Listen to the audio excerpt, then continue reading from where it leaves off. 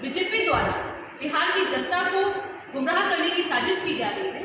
केंद्र में आपकी सरकार है, आपका दायित्व है, कई जगह पे जो सुविधा आपको देनी है वहां आप दे नहीं रहे।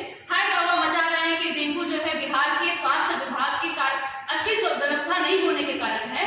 पर मैं बता दूं कि कैसे आप दोहरी नीति रखते हैं। जब केंद्र में होते हैं तो आप जब बिहार में आते हैं तब आपकी नीति अलग हो जाती है। उसके लिए एक IgM किट होती है, ठीक है। आप समझिए कि बिहार की जनसंख्या कितनी है, लेकिन जनसंख्या के अधिक होने के बावजूद बिहार को मात्र 70 किट उपलब्ध है। जबकि अगर हम अन्य राज्यों की बात करें जहां भाजपा की सरकार है, आप गुजरात की मैं बात करूं 470 है, कर्नाटक में 550 है, महाराष्ट्र में 570 है, उत्तर प्रदेश में 450 किट उपलब्ध है।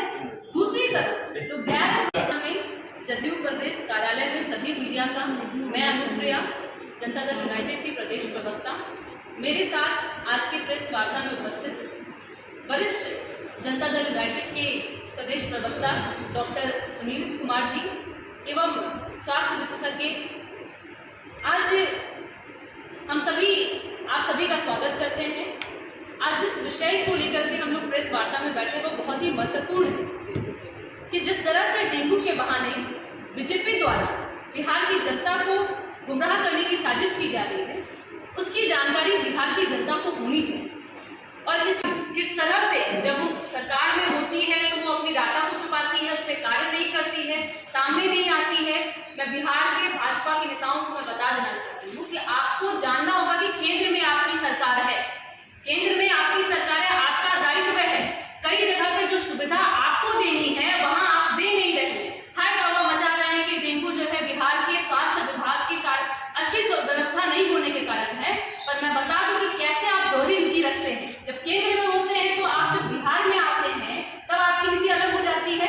मैं एक डेटा के माध्यम से आपको मैं बताना चाहूंगी कि डेंगू बीमारी जो जांच होती है उसके लिए एक IgM किट होती है, ठीक है। आप समझिए कि बिहार की जनसंख्या कितनी है, लेकिन जनसंख्या के अधिक होने के बावजूद बिहार को मात्र 70 किट उपलब्ध है। जबकि अगर हम अन्य राज्यों की बात करें जहां भाजपा की सरकार है, आप गुजरात की मैं बात करूं 470 है, कर्नाटक में 550 है, महाराष्ट्र में 570 है, उत्तर प्रदेश में 450 किट उपलब्ध है।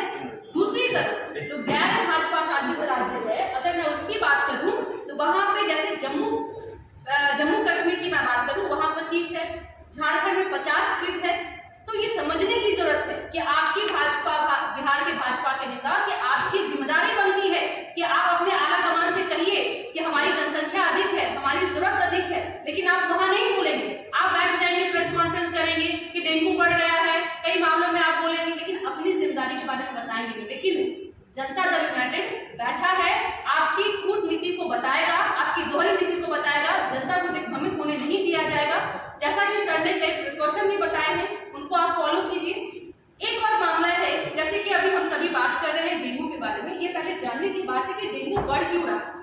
मैंने कहा कि उन्होंने कहा कि स्वास्थ्य व्यवस्था अच्छी नहीं है, जबकि विशेषज्ञों का मानना है कि पूर्व उत्तर राज्यों में डेंगू बढ़ने का जो मेन कारण है वो है डिलेड मॉनसून। ये कोई किसी व्यक्ति के द्वारा किया गया नहीं, ये प्राकृतिक आपदा के रूप में देखा जाएगा। लेकिन भाजपा के जो बिहार भाजपा के नेता है वो बिहार को बदनाम करने में लगे, उनका काम ही यही है बदनाम करना। भाजपा नेताओं के अनुसार बिहार में तेजी से डेंगू फैलने का मुख्य कारण राज्य में कमजोर स्वास्थ्य व्यवस्था है। लेकिन अगर यही स्वास्थ्य व्यवस्था कमजोर है तो तमिलनाडु में क्यों बढ़ा है भाई, महाराष्ट्र में क्यों बढ़ा है, वहां कैसी व्यवस्था है आपकी, दिल्ली जैसे राज्यों में कैसे वहां बढ़ी है, तो वहां की व्यवस्था क्या है, यहाँ की व्यवस्था क्या है। आप व्यवस्था पे उंगली मत उठाइए, अपने कामों पे बात।